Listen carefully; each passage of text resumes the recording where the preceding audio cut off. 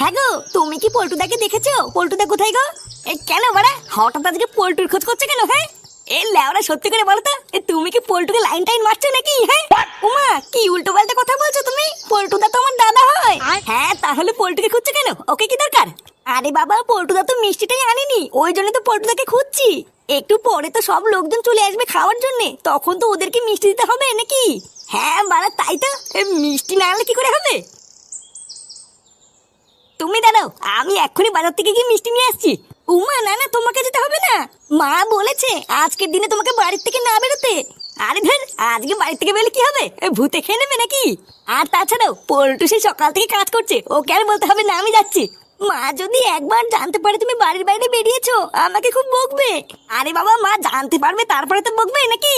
তুমি এই ব্যাপারে মাকে কিছু বলবে না, আমি এক্ষুনি গিয়ে মিষ্টিটা নিয়ে চলে আসবো। ল্যাংটা কাকা, তুমি কি বাবাকে কোথাও দেখেছো? তোর বাবা? ও দেখ গিয়ে ঘরেই আছে, কোথায় আর যাবে? আরে বাবা, ঘরে তো গিয়ে দেখলাম নেই, ওই জন্য তো বলছি।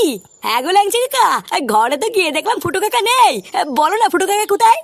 আরে নেই যখন দেখি আশেপাশে কোথাও আছে। সচল, আমরা কাজ করতে দে। আরে ভুদা, কাজ তো পরেও করতে পারবে।